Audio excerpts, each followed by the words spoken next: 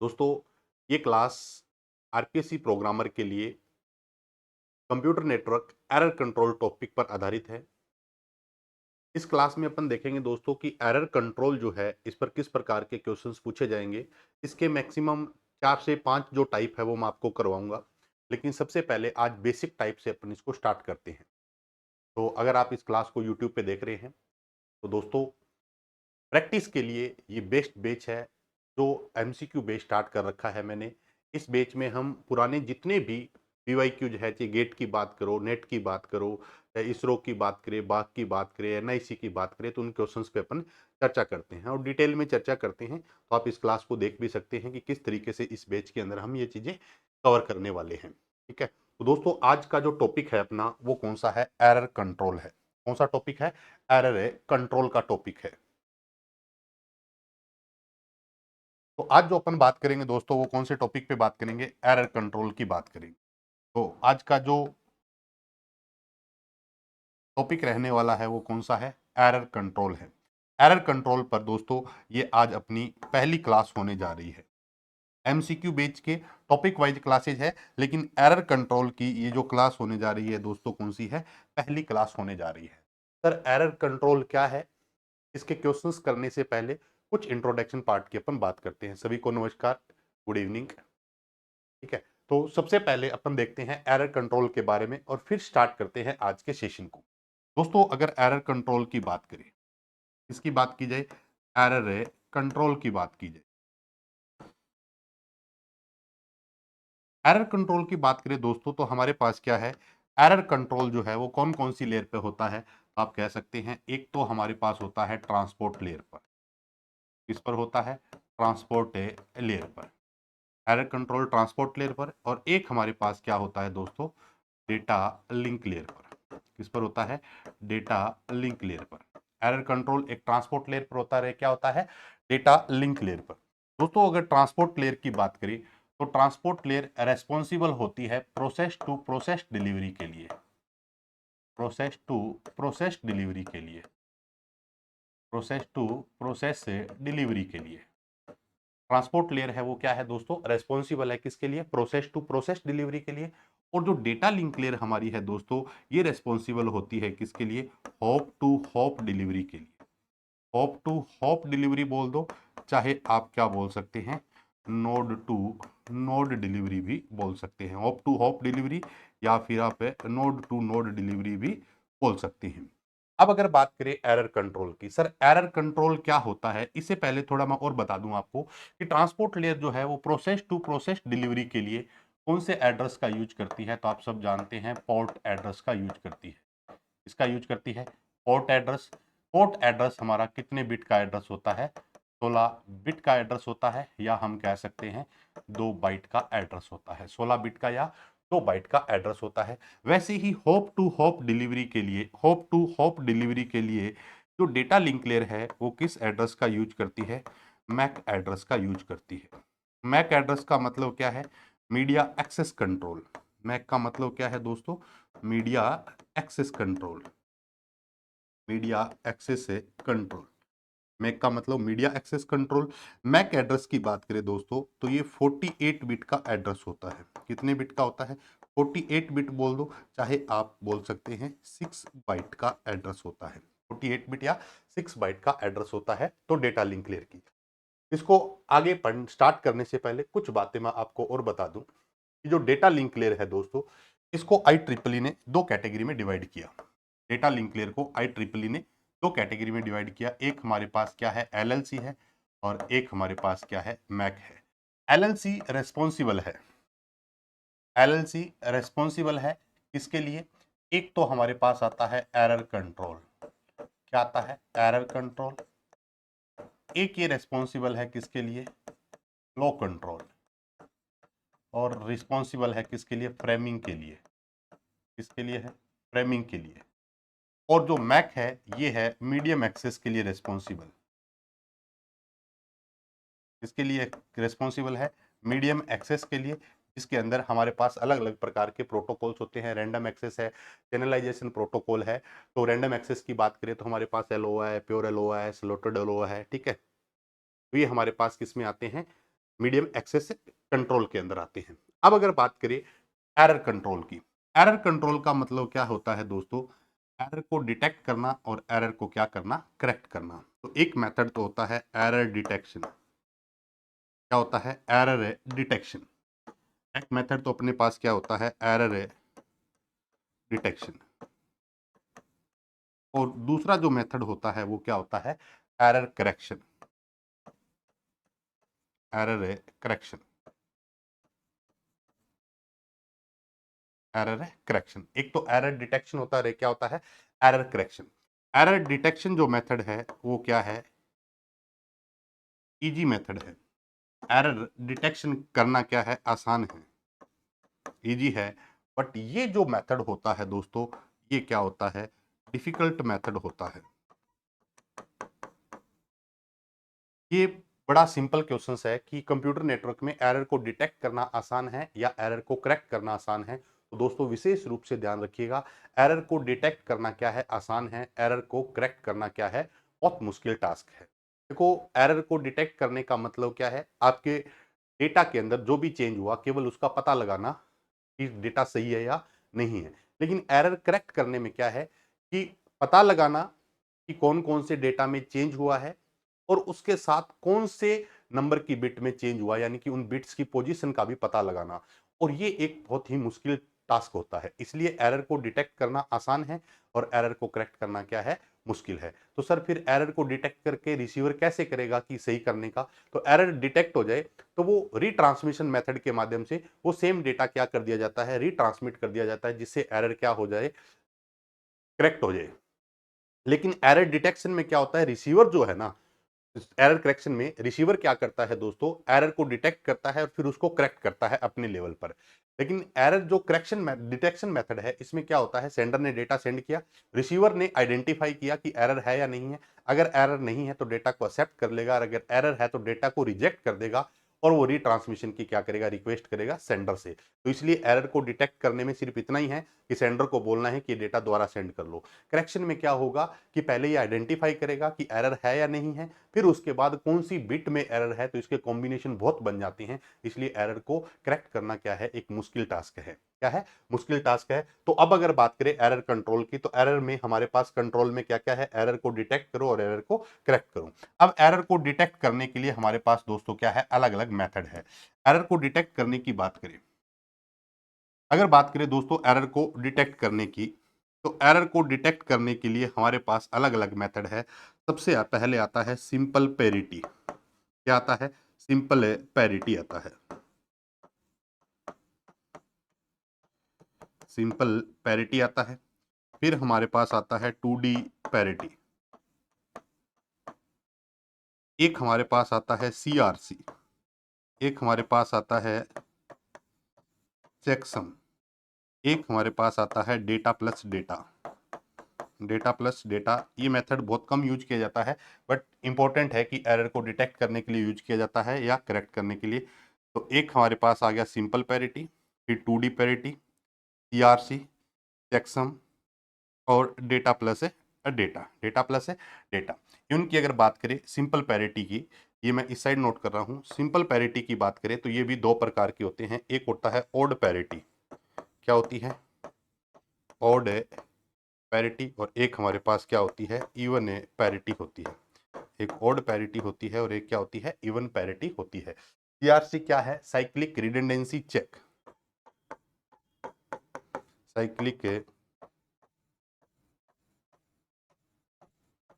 Redundancy, CRC का मतलब क्या है, साइक्लिक रिडंडेंसी चेक है। वैसे ही अगर बात करें एरर को क्या करना हो, डिटेक्ट करना हो, तो मेथड अलग अलग है। तो एरर को करेक्ट करने की भी हमारे पास क्या होते हैं, अलग अलग मेथड होते हैं। एरर को करेक्ट करने के भी हमारे पास क्या है दोस्तों, अलग अलग मेथड है।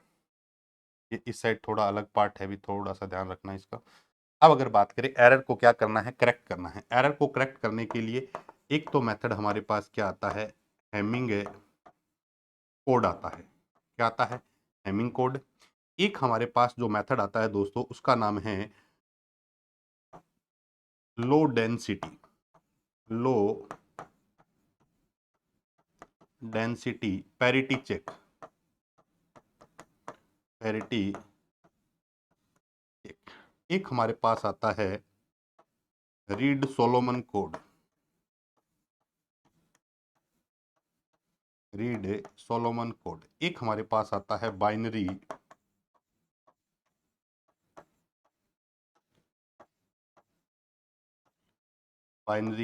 Convolutional code. ठीक है, तो ये हमारे पास क्या आते हैं दोस्तों, एरर को करेक्ट करने के मेथड होते हैं। पहला क्या है, हैमिंग कोड है, लो डेंसिटी पेरिटी चेक है, उसके बाद रीड सोलोमन कोड है, और बाइनरी कन्वोल्यूशनल कोड भी हमारे पास है, जो एरर को क्या करता है, करेक्ट करता है। क्लियर बात यहाँ तक है। तो अब अगर बात करें एरर कंट्रोल की, तो एरर को डिटेक्ट करने के मेथड भी है और एरर को करेक्ट करने के भी मेथड है। एरर डिटेक्ट करना क्या है, आसान है। एरर करेक्ट करना क्या है, मुश्किल टास्क है। मोस्टली जो एग्जाम्स में पूछे जाते हैं वो हैमिंग कोड के बारे में क्वेश्चंस देखने को मिलता है, बट कई पेपर अगर देखते हैं आप तो रीड सोलोमन कोड से भी कुछ क्वेश्चंस पूछे गए हैं, बाइनरी कन्वोल्यूशनल कोड से भी कुछ क्वेश्चंस पूछे गए हैं। तो इनके बारे में भी बहुत ज्यादा गहराई में अगर आपको नहीं पता है तो भी बेसिक चीज आपको पता होनी चाहिए। क्लियर बात यहां तक है। तो ये हमारे पास क्या है, एरर कंट्रोल से संबंधित है। अब बात आती है कि सर एरर डिटेक्ट करने के पीछे कोई सेंट्रल कंसेप्ट क्या है। अगर आप एरर डिटेक्ट करना चाहते हो तो सिंपल है, रिडंडेंट बिट। क्या होता है, रिडंडेंट बिट। रिडंडेंट बिट क्या होती है दोस्तों, जब आप कोई भी डेटा सेंड करेंगे, कोई भी डेटा सेंड करेंगे तो उस डेटा के साथ आप कुछ क्या भेजेंगे, एक्स्ट्रा बिट भेजेंगे। एरर को क्या करना हो, डिटेक्ट करना हो। एरर को क्या करना हो, डिटेक्ट करना हो, तो इसके लिए हम डेटा के साथ कुछ एक्स्ट्रा बिट भेजेंगे। सेंडर क्या करेगा, इन एक्स्ट्रा बिट को ऐड करेगा। रिसीवर पहले आइडेंटिफाई करेगा कि एरर फ्री है या एरर है। अगर एरर फ्री हुआ तो इन बिट्स को क्या कर देगा, रिमूव कर देगा, और जो हमारा ओरिजिनल डेटा है उसको एक्सेप्ट कर लेगा। तो सबसे पहली चीज क्या है, रिडंडेंट का मतलब क्या है कि अगर मान लो एक छोटा सा कंसेप्ट है, आप कोई भी डेटा सेंड कर रहे हैं 3 बिट का मान लो, तो आप इसके साथ एक एक्स्ट्रा बिट ऐड करके भेज रहे हैं। तो इसका मतलब आपका जो मूल डेटा था वो कितने बिट का था, 3 बिट का। आपने इसके साथ एक एक्स्ट्रा बिट क्या कर दी दोस्तों, ऐड कर दी, एक एक्स्ट्रा बिट ऐड कर दी। इस एक्स्ट्रा बिट को क्या नाम दिया गया है, रिडंडेंट बिट। अगर ये एक्स्ट्रा बिट इसके साथ ऐड नहीं करेंगे तो रिसीवर है वो एरर को आइडेंटिफाई नहीं कर पाएगा। इसलिए रिसीवर आइडेंटिफाई कर पाए कि हमारा डेटा एरर फ्री है या एरर वाला है, इसके लिए एक्स्ट्रा बिट ऐड की जाती है, जिसको हम क्या बोलते हैं, रिडंडेंट बिट। तो जितने भी हमारे पास ये मेथड होते हैं, चाहे आप डिटेक्ट कर रहे हो चाहे आप करेक्ट कर रहे हो, इनके डेटा के साथ कुछ एक्स्ट्रा बिट को क्या किया जाता है, ऐड किया जाता है, जिससे रिसीवर ये आइडेंटिफाई कर सके कि एरर है या नहीं है। क्लियर होगी बात यहां तक। तो अब हमारे पास मेन चीज क्या है कि एरर को डिटेक्ट करना हो चाहे करेक्ट करना हो, आपके लिए एक सेंट्रल कंसेप्ट निकल कर आता है, वो क्या है, रिडंडेंट बिट्स है। यानी कि अपने डेटा के साथ क्या करनी पड़ेगी, एक्स्ट्रा बिट को ऐड करनी पड़ेगी। अगर मान लो आपके पास कोई भी डेटा है, आपके पास क्या है, कोई भी जो डेटा है, जैसे मैंने आपको यहां एग्जांपल में बताया कि कोई भी मूल डेटा है, आप इसको मत देखिएगा कि सर 00 कोई डेटा है, ये नहीं है। अपने को कंसेप्ट को समझना है। 00 की बात करें तो ये मेरा क्या है, ओरिजिनल डेटा है। कौन सा डेटा है, ओरिजिनल डेटा है। ओरिजिनल डेटा को कंप्यूटर नेटवर्क के अंदर यहां हम डेटा वर्ड के नाम से जानते हैं। किस नाम से जानते हैं, डेटा वर्ड के नाम से जानते हैं। अगर मैं इसके साथ एक एक्स्ट्रा रिडंडेंट बिट ऐड कर देता हूं, और तो इसको हम क्या बोलते हैं, कोड वर्ड बोलते हैं। क्या बोलते हैं, कोड वर्ड। तो हमेशा ध्यान रखना, जब भी कोई डेटा सेंड होगा तो डेटा वर्ड सेंड न करके किसको भेजा जाता है, कोड वर्ड को भेजा जाता है। और कोड वर्ड में, डेटा वर्ड में 3 बिट थी, कोड वर्ड में मान लिया कि हम कितनी बिट भेज रहे हैं, 4 बिट भेज रहे हैं। तो कोड वर्ड क्या होता है, जो डेटा सेंडर सेंड करता है उसको हम क्या बोलते हैं, कोड वर्ड करते हैं। और रिसीवर क्या करता है, उससे आइडेंटिफाई करता है, और आइडेंटिफाई करने के बाद अगर ये श्योर हो जाता है कि एरर फ्री है, तो जो एक्स्ट्रा बिट थी वो रिसीवर क्या कर देता है, रिमूव कर देता है। तो सबसे पहली चीज है, यहां पर कुछ पॉइंट्स मैं आपको और बता दूं कि अगर ओरिजिनल डेटा की बात करें, इसकी बात करें ओरिजिनल डेटा, जैसे मान लो ये आपके पास क्या है, ओरिजिनल डेटा है। कौन सा डेटा है, ओरिजिनल डेटा है। ओरिजिनल डेटा को किस नाम से जाना गया है, डेटा वर्ड के नाम से। किस नाम से, डेटा वर्ड के नाम से जाना जाता है। और अगर आप इसके साथ एरर आइडेंटिफाई करना चाहते हैं कि एरर है या नहीं है, एरर डिटेक्ट करना चाहते हैं, तो एक्स्ट्रा बिट भेजनी पड़ेगी। इस बिट को क्या नाम दिया गया है,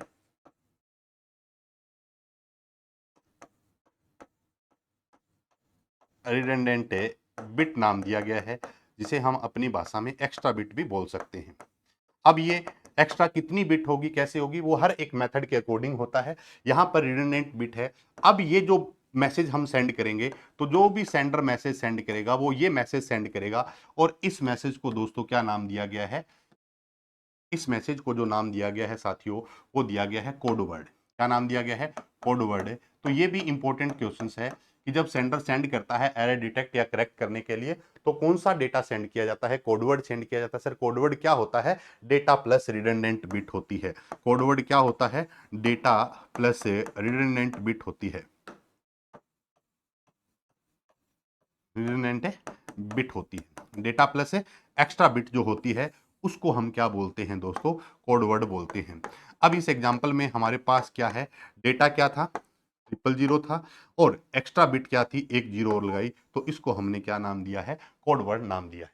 यहां तक बताओ भी क्लियर होगी बात सारी। तो डेटा वर्ड, डेटा प्लस, यानी कि इसको हम अगर बात करें कोडवर्ड की, एक शब्द और भी लिख सकते हैं, इसी डेफिनेशन को और लिख देता हूं मैं नीचे, यहां पर ध्यान देना।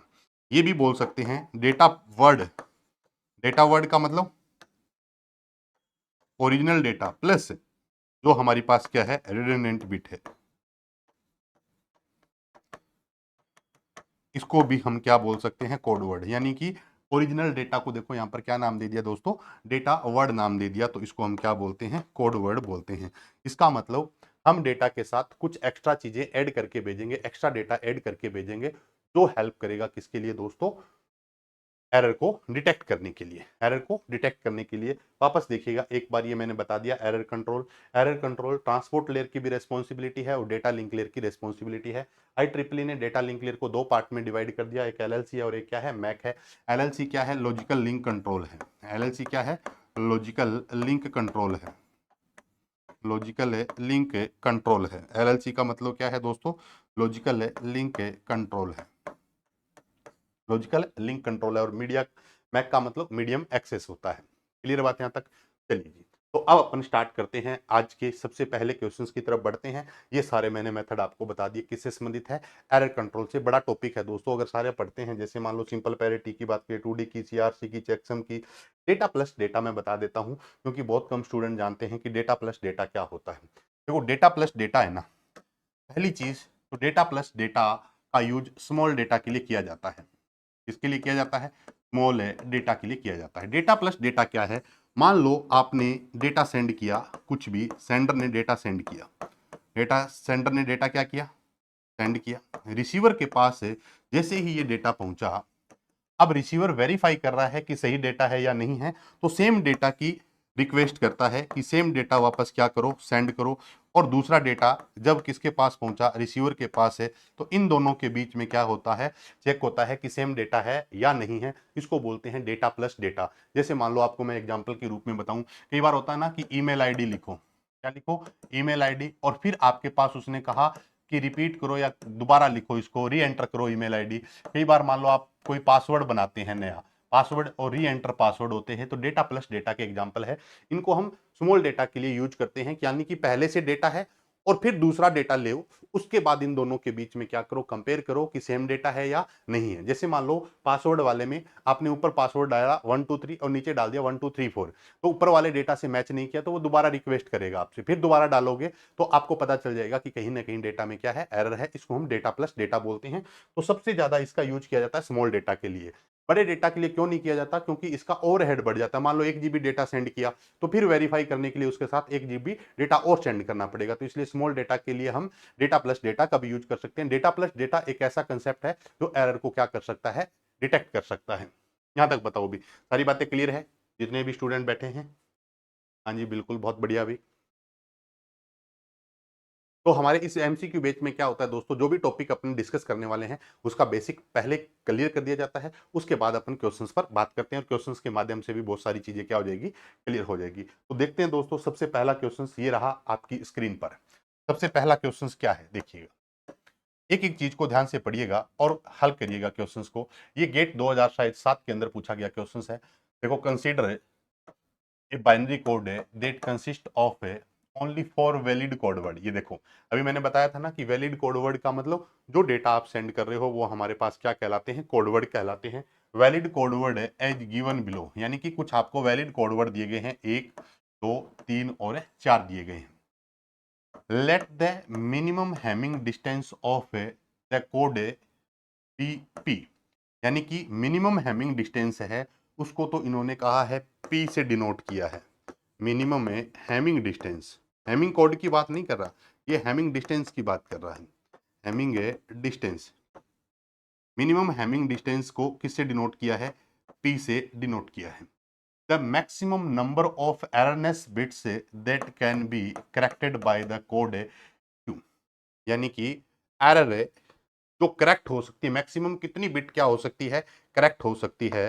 तो एरर अगर बात करें जो करेक्ट हो सकती है,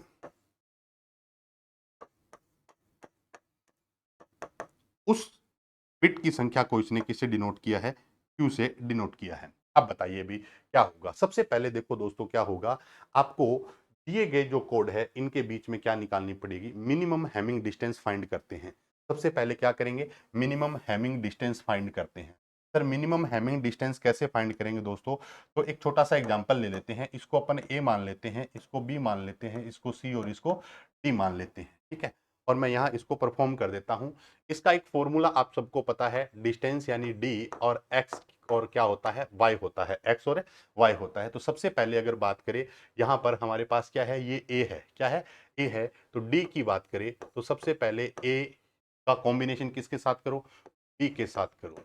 फिर डिस्टेंस से ए का कॉम्बिनेशन किसके साथ होगा? सी के साथ, यानी कि ए का बी के साथ, ए का सी के साथ। उसके बाद अगर बात करें तो ए का किसके साथ है? डी के साथ। उसके बाद बी का सी के साथ। डिस्टेंस की बात करें तो बी का किसके साथ है?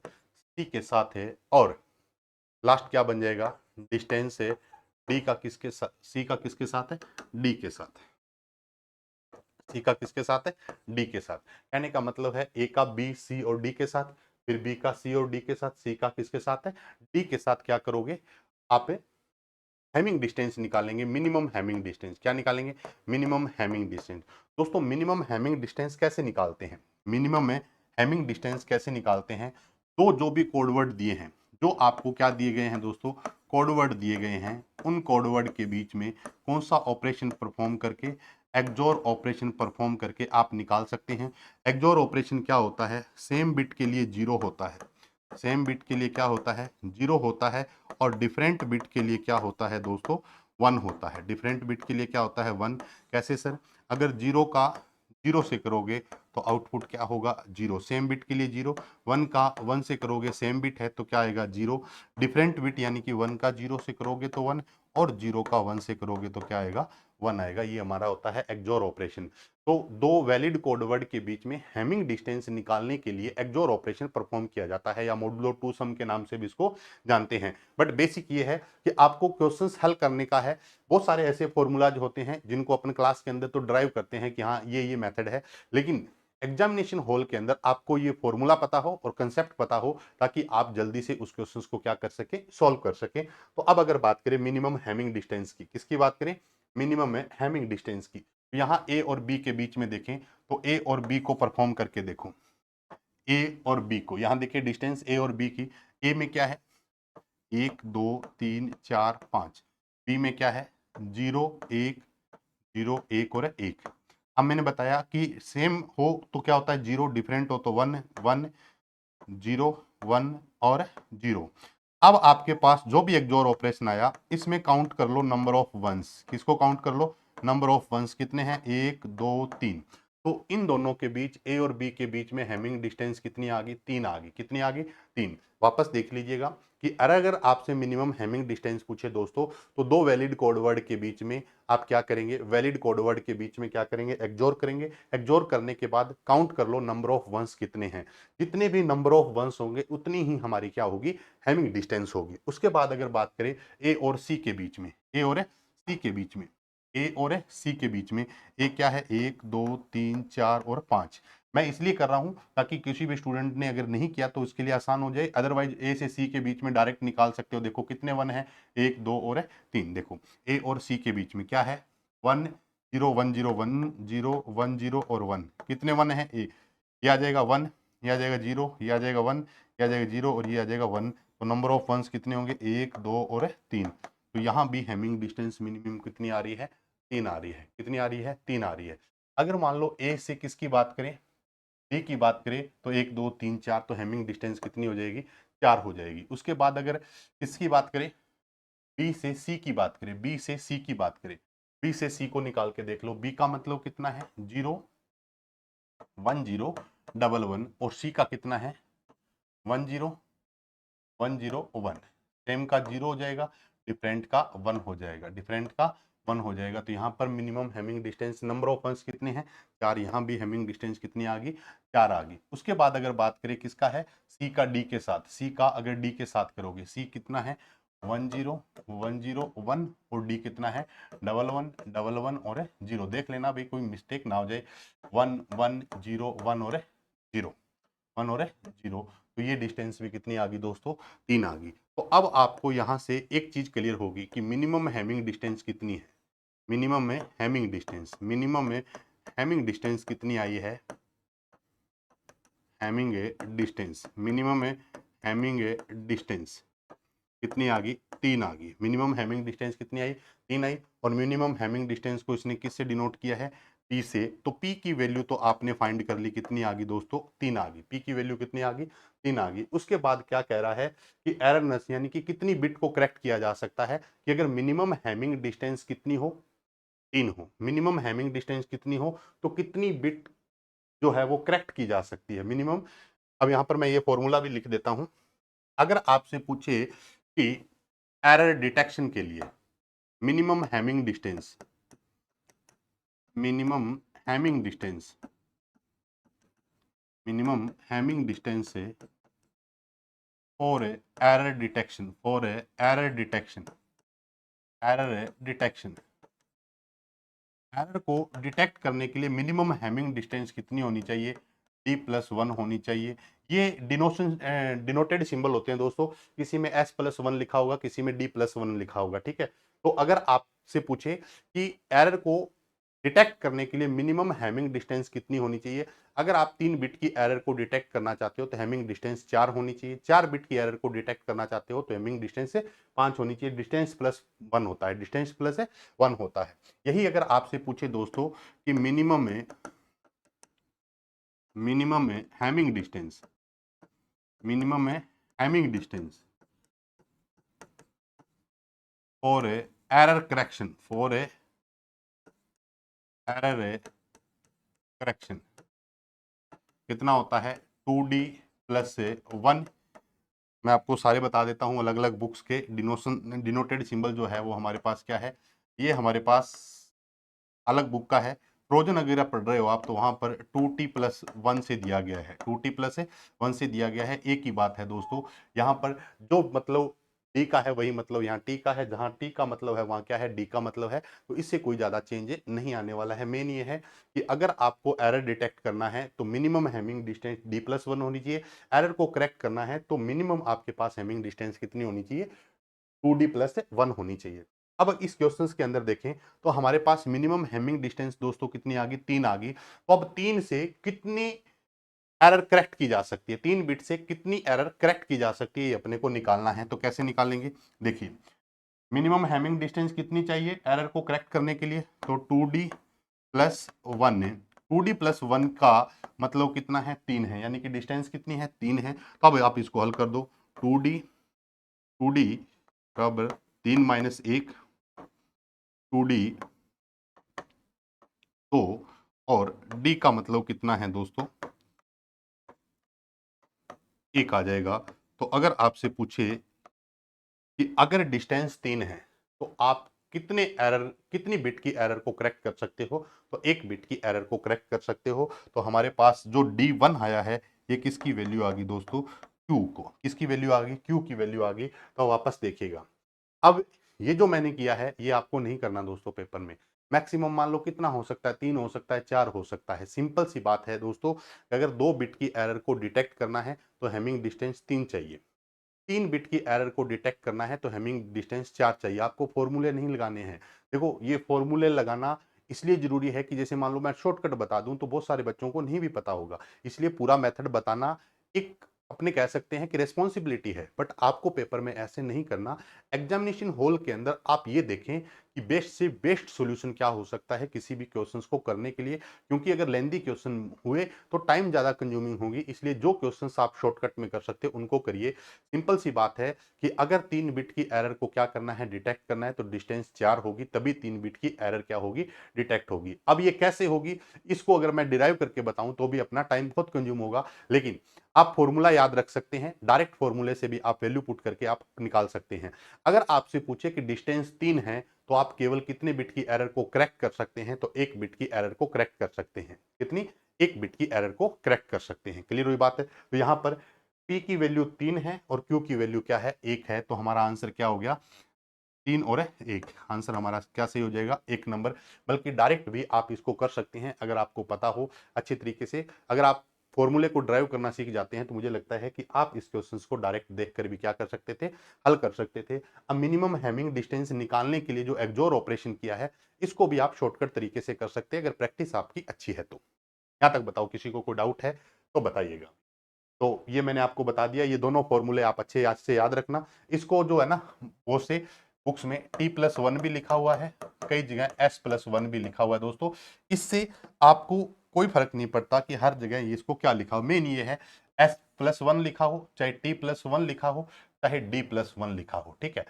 बल्कि बहुत सारी बुक है डी डिस्टेंस से डायरेक्ट लिख रही हैं, कुछ 2d+1 कर रहे हैं, 2t+1 कर रहे हैं, तो एक ही बात है। ये आगे कुछ क्वेश्चंस भी आएंगे जिसको आप आसानी से हल भी कर सकते हैं। चलिए दोस्तों, बात करते हैं नेक्स्ट क्वेश्चन की तरफ। ये रहा आपकी स्क्रीन पर। क्या कह रहा है कि what is the distance of the following code.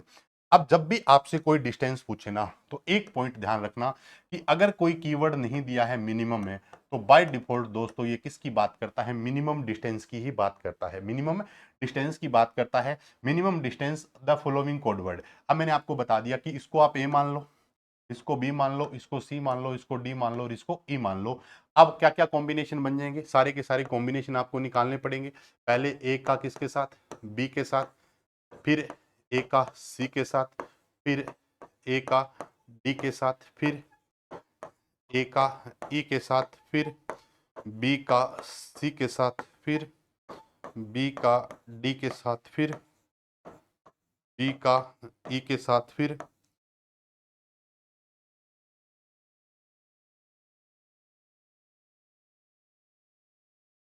Distance की बात कर रहे हैं। पहला ए का किसके साथ, बी के साथ, थोड़ी जगह कम थी तो मैंने इसको ऊपर लिख दिया, ठीक है। ए का सी के साथ, ए का डी के साथ, ए का ई के साथ, फिर कंप्लीट हो गया, बी को पकड़ लो, बी को सी के साथ, बी का सी के साथ, बी का डी के साथ, बी का ई के साथ, फिर किसको ले लो, सी को ले लो, सी का डी के साथ, सी का ई के साथ, फिर किसको उठा लो, डी को, डी का ई के साथ। 1 2 3 4 5 6 7 8 9 और 10। अब इसको करके देखो मिनिमम हैमिंग डिस्टेंस। अगर आप इसको शॉर्टकट से करके देखें, अगर आप इसको शॉर्टकट से करके देखें तो देखिए पहली डिस्टेंस यहाँ पर कितनी है, ए और बी के बीच में, किसके बीच में, ए और बी के बीच में। देखो तो यहाँ पर 1 2 3 वन आ रहे हैं ना, 3 वन आ रहे हैं, तो ए और बी की जो मिनिमम डिस्टेंस आ सकती है वो कितनी आएगी, 3 आएगी। कितनी आएगी, 3 आएगी। वैसे ही अगर ए की किसके साथ देखो, सी के साथ देखो, ये क्या है, सी है, तो यहाँ पर भी डिस्टेंस कितनी आएगी, 3 आएगी। कितनी आएगी, 3 आएगी। ए की अगर डी के साथ देखो तो भी कितनी आएगी, 3 आएगी। कितनी आएगी, 3 आएगी। ए को, ए की अगर किसके साथ देखो, ई के साथ देखो, तो 3 और 3 6 आ जाएगी। कितनी आ जाएगी, 6 आ जाएगी। ऐसे ही बी की किसके साथ देखो, सी के साथ देखो, तो सी कितना है, 0 0 0 और 1 1 1। तो यहाँ पर क्या आ जाएगी, 0 1 0 0 1 और 0। यहाँ पर कितनी आ गई, 2 आ गई ना, ये कितनी आ गई, 2 आ गई। उसके बाद अगर देखें तो किसके साथ आएगी, बी का सी के साथ हो गया, बी का डी के साथ, बी का डी के साथ, बी का डी के साथ, ये डी अपना क्या आ जाएगा, बी का डी के साथ क्या होगा, देख लेना भी कुछ गड़बड़ ना हो जाए। 0 1 1 0 0 1 क्या आ जाएगा, 0 0 1 1 0। यहाँ भी कितना आ गया, 2 आ गया ना। बी और डी के बीच में डिस्टेंस कितनी आ गई, 2 आ गई। यानी कि ऑप्शन में एक भी है ना, एक आएगी क्या कहीं भी? 3 नहीं आएगी। तो मिनिमम हैमिंग डिस्टेंस दोस्तों कितनी हो जाएगी? आप पूरा कर लेना भले इसको, सबकी डिस्टेंस निकालना, ठीक है, क्योंकि मिनिमम एक डिस्टेंस नहीं आएगी किसी भी के साथ। अगर आप करके देखोगे तो मिनिमम डिस्टेंस कितनी आएगी इसमें? 3 आएगी, सॉरी 2 आएगी। देखो यहाँ पर 3 है, 3 है, 3 है, 6 है, 2 है, 2 है, ठीक है। बाकी आप सबका करके देख लेना, बी के साथ, बी का ई के साथ करके देख लेना, फिर सी का डी के साथ कर लेना, सी का ई के साथ कर लेना, डी का ई के साथ कर लेना। इन क्वेश्चंस को करने के लिए सबसे पहली चीज क्या है, आप ऑप्शन को देख लो कि कम से कम वाला ऑप्शन कौन सा हो सकता है। तो इसमें पहला ऑप्शन जो है 1 नंबर दे रखा है यहाँ पर, तो 1 नहीं है, तो मिनिमम हैमिंग डिस्टेंस कितनी आ जाएगी दोस्तों? 3। कैसे किया आप सबको मैंने बता दिया कि कैसे करते हैं, ये पेयर कैसे बनाती है ये भी बता देता हूं। ए को उठाओ पहले, इसका इसके साथ, ए का बी के साथ, सी के साथ, डी के साथ, ई के साथ, फिर इसको छोड़ दो। बी का सी के साथ, डी के साथ, ई के साथ, फिर इसको छोड़ दो। सी का डी के साथ, ई के साथ, फिर इसको छोड़ दो, डी का ई के साथ। इस तरीके से पेयर बनाए जाते हैं, ठीक है। क्लियर बात यहां तक? तो ये हमारे पास क्या है, मिनिमम हैमिंग डिस्टेंस इसमें कितनी आ गई दोस्तों? 2 आ गई, ठीक है। क्लियर है। और इनके बीच में कौन सा ऑपरेशन करते हैं? एक्सोर ऑपरेशन करते हैं। एक्सोर के बाद में हम काउंट करते हैं किसको? नंबर ऑफ वंस को काउंट करते हैं। किसको काउंट करते हैं? नंबर ऑफ वंस को काउंट करते हैं। नंबर ऑफ वंस 2 आए तो डिस्टेंस 2 आ गई। नंबर ऑफ वंस एक्सोर करने के बाद, दो वैलिड कोड वर्ड के बीच में एक्सोर ऑपरेशन करने के बाद जितने भी रिजल्ट में नंबर ऑफ वंस आते हैं वही हमारी क्या कहलाती है दोस्तों? डिस्टेंस कहलाती है। क्लियर बात यहां पर? नेक्स्ट क्वेश्चन, एक कुछ स्टूडेंट कह रहे थे कि सर ये जो एमसीक्यू बैच है इसका क्या है? तो दोस्तों ये एमसीक्यू बैच है जिसमें चारों सब्जेक्ट जो रहेंगे इसके टॉपिक वाइज क्वेश्चंस रहेंगे। जैसे आज अपने एरर कंट्रोल पढ़ रहे हैं, वैसे ही पहले कंप्यूटर नेटवर्क है, डीबीएमएस है, जावा और सेड है, जिनके क्वेश्चंस की संख्या लिखी हुई है। और इसमें मैक्सिमम जो क्लासेज हो सकती है वो 100 से भी ऊपर हो सकती है, जिसमें गेट के, यूजीसी नेट के, पीवाईक्यू क्वेश्चन है, बार्क है, इसरो के हैं। तो ये बैच आप ट्राई कर सकते हैं अगर आप क्लास यूट्यूब पर देख रहे हैं तो। चलिए दोस्तों बात करते हैं यहाँ पर एन एरर करेक्टिंग कोड। क्या कह रहा है? Error correcting code, an error correcting code has the following code word. उसके पास ये कोड वर्ड है, ठीक है, ये वाले कुछ कोड वर्ड है, ठीक है। What is the maximum number of bits error that can be detected. यानी कि ये आपके पास क्या दिए हुए हैं? वैलिड कोड वर्ड दिए हैं, और इससे वो कह रहा है कि मैक्सिमम कितने बिट की एरर को क्या किया जा सकता है? करेक्ट किया जा सकता है। कितने बिट की एरर को क्या किया जा सकता है? करेक्ट किया जा सकता है। ये जानने के लिए कि कितनी बिट की एरर को करेक्ट किया जा सकता है, इसके लिए आपको दोस्तों क्या निकालनी पड़ेगी? हैमिंग डिस्टेंस निकालनी पड़ेगी। क्या निकालनी पड़ेगी? Hamming distance. निकाल लेते हैं हैमिंग डिस्टेंस। कैसे निकालोगे? ये मान लो ए है, ये बी है, ये सी है, ये डी है, और ये क्या है? ई है। अब मैंने आपको सारे तरीके बताए हुए हैं, कैसे करोगे? डिस्टेंस निकालनी है ना, डिस्टेंस निकालनी है। पहले ए का कॉम्बिनेशन किसके साथ? बी के साथ। फिर किसका? ए का सी के साथ। ए का कॉम्बिनेशन किसके साथ करेंगे? सी के साथ करेंगे। फिर उसके बाद डिस्टेंस करेंगे ए का किसके साथ? डी के साथ। ई भी है क्या? A B C D E है ना, तो ए का किसके साथ? ई के साथ। ए का ई के साथ। उसके बाद डिस्टेंस निकालेंगे तो कैसे निकालोगे? बी का सी के साथ, बी का डी के साथ, बी का ई के साथ, डी का सॉरी सी का डी के साथ, सी का ई के साथ, और डी का ई के साथ। अब निकाल के देखो, यहाँ पर अगर ए से बी की डिस्टेंस देखे तो 4 है। ए से बी की डिस्टेंस कितनी है? 4 है। ए से सी की डिस्टेंस देखे तो 1 2 3 2 और 2 4 है। ए से सी की भी कितनी है? 4 है। ए से डी की अगर बात देखें तो 2 2 4 है। ए से बी की डिस्टेंस कितनी है? 4 है। ए से सी की भी कितनी है? 4 है। ए से डी की भी 1 2 3 4 है। ए से डी की भी 4 है, और ए से ई की भी कितनी है? 4 है। कितनी है? 4 आ रही है ना। उसके बाद कहीं आ रही है क्या? कहीं भी डाउट लग रहा है तो आप देख सकते हो भी, ठीक है। आप इसको पूरा अगर करके देखेंगे तो बी से सी के बीच में, बी से सी के बीच में, बी से सी के बीच में, यहाँ पर देखो ये क्या है? बी है, और सी कितना है? 0 1 0 1 0 1 0 और 1। यहाँ पर अगर देखोगे तो 0 आ जाएगा, 1 आ जाएगा, 0 आ जाएगा, 1 आ जाएगा, 1 आ जाएगा, 0 आ जाएगा, 1 आ जाएगा। तो 1 2 3 4, यहाँ भी डिस्टेंस कितनी आ जाएगी? 4 आ जाएगी। तो लगभग हो सकता है सब में डिस्टेंस कितनी है? 4। तो अब अपने हैमिंग डिस्टेंस कितनी है? 4 है। हैमिंग डिस्टेंस कितनी है? 4 है। अभी मैंने आपको बताया था कि अगर आपने क्या करना है, एरर डिटेक्ट करने के लिए क्या करना है? एरर को डिटेक्ट करना है। एरर को क्या करना है, डिटेक्ट करना है। तो एरर को डिटेक्ट करने का फॉर्मूला मैंने अभी बताया था, 2d प्लस 1 होता है, 2d प्लस 1 होता है। हेमिंग डिस्टेंस कितनी है, 4 है, तो 2d प्लस 1, 2d प्लस 1 की वैल्यू कितनी है, 4 है। डिस्टेंस कितनी है, 4 है। तो पूछ रहा है कि अगर डिस्टेंस 4 हो तो कितनी बिट की एरर क्या हो सकती है, करेक्ट हो सकती है। तो इसको हल करके देख लो, 2d इक्वल है 4 माइनस 1 है, 2d इक्वल क्या आ जाएगा 3, d इक्वल क्या आ जाएगा 3/2, ये आ जाएगा 1.5, 1.5। अब बताओ इसमें क्या होगा अगर ऐसा केस आए कि अगर आपके पास कितनी डिस्टेंस है, 4 है, तो क्या डेड बिट की एरर को डिटेक्ट किया जा सकता है, कभी नहीं। तो दोस्तों इसकी कौन सी वैल्यू ली जाती है, फ्लोर वैल्यू ली जाती है। कौन सी वैल्यू ली जाती है, फ्लोर वैल्यू। फ्लोर वैल्यू का मतलब क्या होता है, अगर 1.9 है तो भी 1 लिखोगे, 1.3 है तो भी क्या लिखोगे, 1 लिखोगे। और सीलिंग वैल्यू का ये जो इनके जो क्या बोलते हैं अपने सिंबल होते हैं, ये होता है सीलिंग के लिए और ये होता है फ्लोर के लिए। ये किसके लिए होता है, फ्लोर के लिए। सीलिंग वैल्यू में मान लो 1.1 है तो भी क्या लोगे, 2 लोगे, 2.3 है तो क्या लोगे, जैसे 3 लोगे ऊपर वाली वैल्यू। फ्लोर वैल्यू में क्या होगा, 1.6 है तो भी क्या होगा 1, और 1.7 है तो भी क्या होगा 1। यहाँ पर 1.5 है तो इसकी आप कौन सी वैल्यू लेंगे, फ्लोर वैल्यू लेंगे। और फ्लोर वैल्यू का मतलब कितना है, 1 आ जाएगा।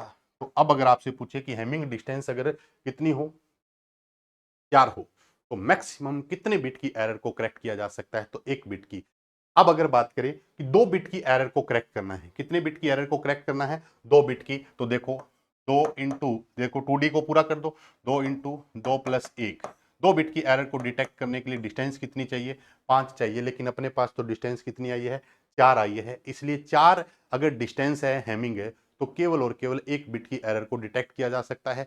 4 से भी 1 बिट करेक्ट होगी, सॉरी ध्यान दीजिएगा, अगर आपकी हेमिंग डिस्टेंस 4 है तो 1 बिट को आप करेक्ट कर सकते हैं। हेमिंग डिस्टेंस 3 है तो भी आप 1 बिट को क्या कर सकते हैं, करेक्ट कर सकते हैं। हेमिंग डिस्टेंस 5 है तो 1 बिट को करेक्ट कर सकते हैं, 2 बिट को भी आप क्या कर सकते हैं, करेक्ट कर सकते हैं। तो हेमिंग डिस्टेंस अगर 5 है, ये देखो हेमिंग डिस्टेंस 5 है तो 2 बिट की एरर को आप आसानी से क्या कर सकते हैं दोस्तों, करेक्ट कर सकते हैं। तो ये फॉर्मूला मैंने बताया 2d plus 1, 2d plus 1, 2d plus 1 में डिस्टेंस कितनी दे रखी है, 4 दे रखी है। तो इससे केवल और केवल कितने बिट की एरर करेक्ट हो सकती है, 1 बिट की एरर करेक्ट हो सकती है। यहाँ तक बताओ, किसी को कोई डाउट है तो आप पूछ सकते हैं। अभी क्लियर हो रही है बातें सारी।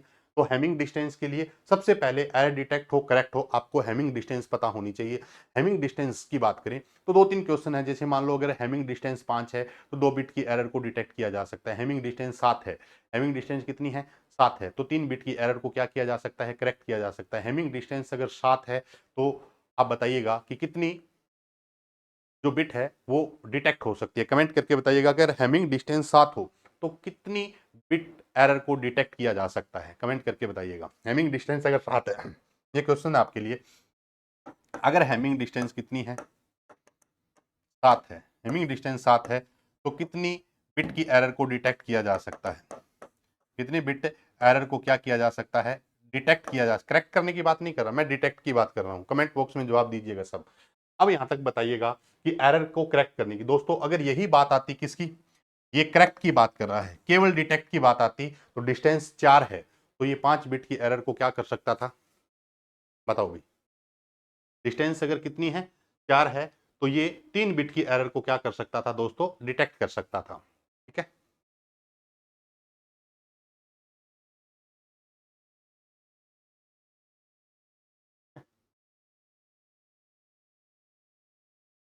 ये देख लेना भी, यहाँ पर आपको मैं क्लियर कर दूं, बहुत सारे स्टूडेंट को बाद में डाउट रहेगा, वो कुछ कमेंट करेंगे। देखो, अगर डिस्टेंस डी है, अगर डिस्टेंस कितनी है, डी है, तो डी माइनस 1 बिट एरर क्या हो सकती है, डिटेक्ट हो सकती है। अगर आपसे पूछे कि मिनिमम हैमिंग डिस्टेंस से, मिनिमम हैमिंग डिस्टेंस, मिनिमम है हैमिंग डिस्टेंस, मिनिमम है हैमिंग डिस्टेंस से for error detection, for error detection, तो कितनी होनी चाहिए, डी प्लस 1 होनी चाहिए। यानी कि डिस्टेंस डी है, मान लो डिस्टेंस 4 है तो 3 बिट की एरर को डिटेक्ट किया जा सकता है। अगर आपसे पूछे कि 5 बिट की एरर को डिटेक्ट करना है तो हेमिंग डिस्टेंस 6 चाहिए। हेमिंग डिस्टेंस कितनी चाहिए, 6 चाहिए। बिल्कुल, बहुत बढ़िया वीरंजना।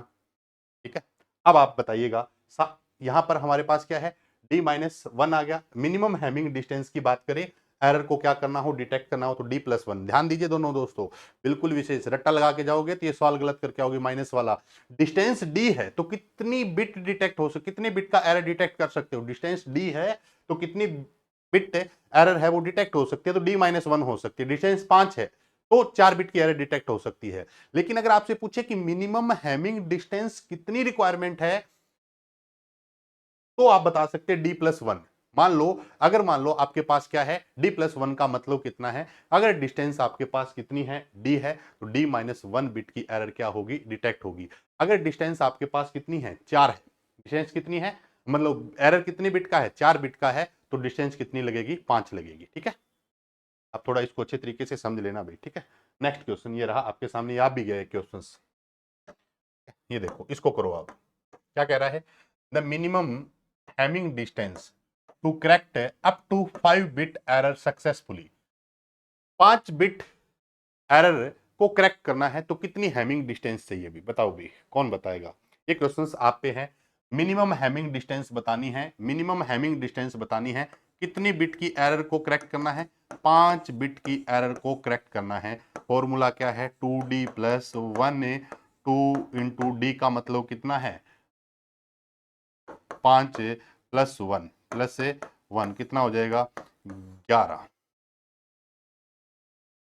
तो हैमिंग डिस्टेंस कितनी चाहिए, 11। अगर हैमिंग डिस्टेंस होगी तो 5 बिट की एरर को आसानी से क्या किया जा सकता है दोस्तों, करेक्ट किया जा सकता है। तो अगर डिस्टेंस कितनी है, 11 है, डिस्टेंस कितनी है, 11 है, तो 5 बिट की एरर को क्या किया जा सकता है दोस्तों, करेक्ट किया जा सकता है। बताओ भी, क्लियर हुई। तो यहां पर इसने पूछा क्या है, करेक्ट करने का, कितने बिट की एरर को, 5 बिट की एरर को। तो फॉर्मूला मैंने आपको बताया 2d plus 5, 2d plus one, 2d में डी की वैल्यू आपको दे रखी है 5, तो आप इसको कर सकते हैं। ठीक है, कोई डाउट किसी को, कोई डाउट है तो आप पूछ सकते हैं भाई, क्लियर एकदम। चल फिर, बहुत बढ़िया भी। नेक्स्ट क्वेश्चन ऐसा ही कुछ है, ये ना इसमें शायद पूछा गया था, एनआईसी का क्वेश्चन है। 2 पारियों में पेपर था, एक पारी में ये क्वेश्चंस पूछा गया था, दूसरी पारी में सेम क्वेश्चंस कुछ इस प्रकार से पूछा गया था। बताओ भी, इस क्वेश्चंस का जवाब आप खुद देंगे, बताइए क्या होगा। The minimum Hamming distance to detect up to 10 bit error, 10 bit की एरर को डिटेक्ट करने के लिए, बताओ भी।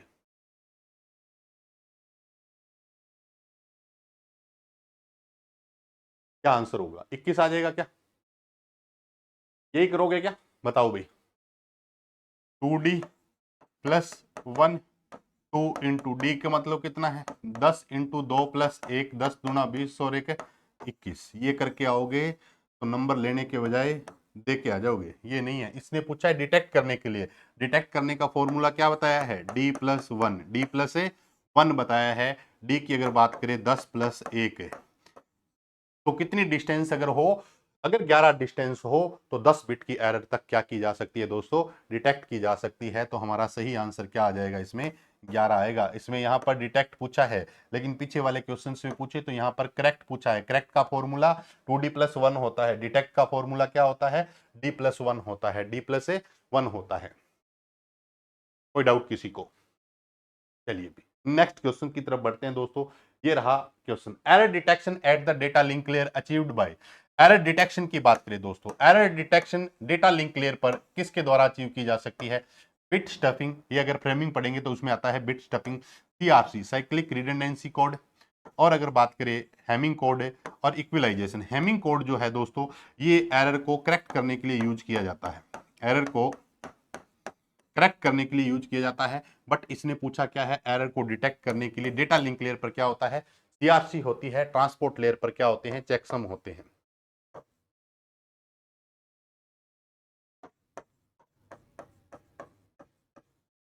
ठीक है, सीआरसी साइक्लिक रिडंडेंसी कोड।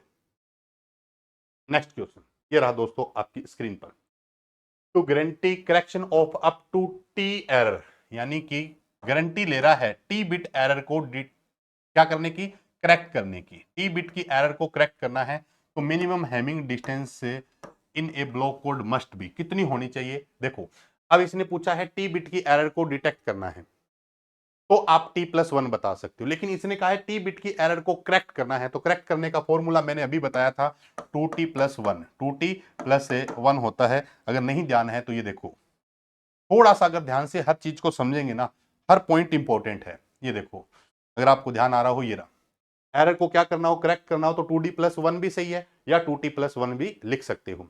ये अलग अलग बुक्स में अलग अलग सिंबल से डिनोट किया गया है दोस्तों, तो इसमें कहीं भी कंफ्यूज नहीं होना कि सर कोई टीचर बता रहा है 2d+1 है।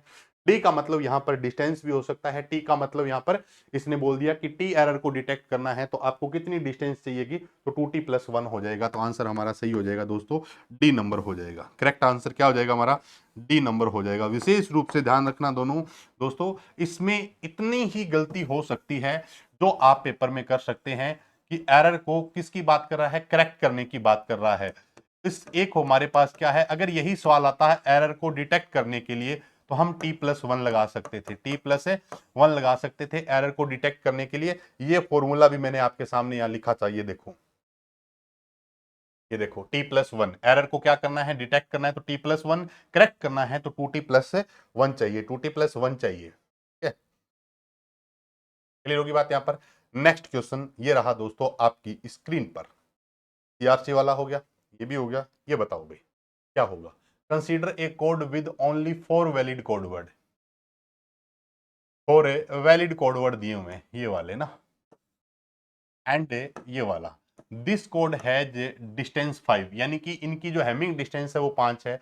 If the codeword arrived at, ये वाला अगर कोडवर्ड पहुंच जाता है किस पर, रिसीवर है, then the original codeword must be, यानी कि वापस सुनिएगा इस क्वेश्चन को, इस क्वेश्चन में कुछ नहीं कह रहा कि इसने हैमिंग डिस्टेंस आपको दे रखी है, कितनी दे रखी है, 5 दे रखी है। इसने कहा कि हमने क्या किया, इफ कोडवर्ड अराइव्ड, ये वाला कोडवर्ड वहां पहुंच जाए जब रिसीवर के पास है, तो बताओ कि ओरिजिनल कोडवर्ड क्या रहा होगा, ओरिजिनल कोडवर्ड क्या रहा होगा। तो दोस्तों अगर डिस्टेंस कितनी हो, 5 हो, डिस्टेंस कितनी हो, 5 हो, डिस्टेंस कितनी हो, 5 हो, तो केवल 2 बिट की एरर को क्या किया जा सकता है, करेक्ट किया जा सकता है। डिस्टेंस 5 हो तो 2 बिट की एरर को क्या किया जा सकता है, करेक्ट किया जा सकता है। सर ये भी बता दो कैसे करेक्ट करते हैं, ये देखो, ये मैंने ये भी फॉर्मूला आपको यहां पर बताया था, ये रहा, मैंने बताया था डिस्टेंस अगर 5 हो तो 2 बिट की एरर को क्या कर सकते हो, करेक्ट कर सकते हो। अब इनमें से कैसे निकालेंगे, इस क्वेश्चन को हल कैसे करेंगे, देखो ठीक है, इस क्वेश्चन को कैसे हल करेंगे। अब क्या करना है दोस्तों, आपके पास ये जो कोडवर्ड है, ये वाला जो कोडवर्ड है रिसीवर पर पहुंचा है, 1 2, ये है 2 2 4 2 6 2 8 और 2 10, 2 3 4 5 6 7, ये वाला पहुंचा है। इन सबके साथ क्या करो, इसका एक्सोर ऑपरेशन करो, इन सबके साथ क्या करो, एक्सोर ऑपरेशन करो। जहां पर मिनिमम हैमिंग डिस्टेंस कितनी आ जाए, ये आ जाए, 2 बिट की अगर एरर मिले, 2 बिट की क्या मिले, एरर मिले, वो हमारा क्या होगा, एक वैलिड हो जाएगा, वो हमारा क्या होगा, वैलिड हो जाएगा। तो इसमें हमारे पास चांसेस जो है वो सबसे ज्यादा किसके हो सकते हैं, देखो यहाँ पर 3 है, 3 1 है, तो 2 बिट हमारे पास इसमें सबसे ज्यादा क्या है, चेंज हुए हैं।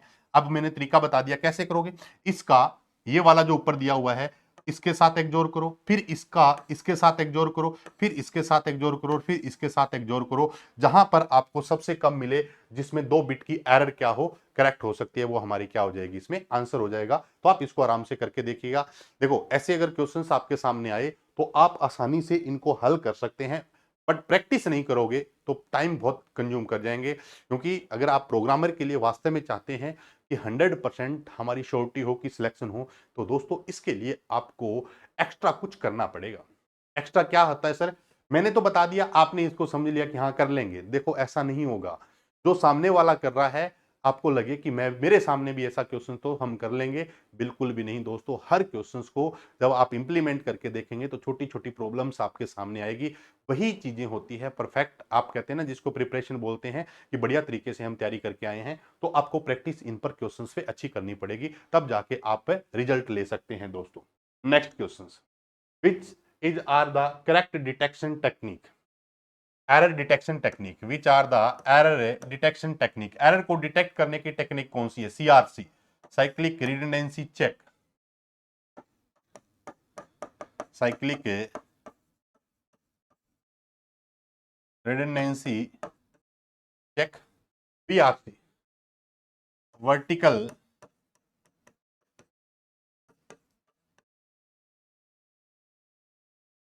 Redundancy check, LRC,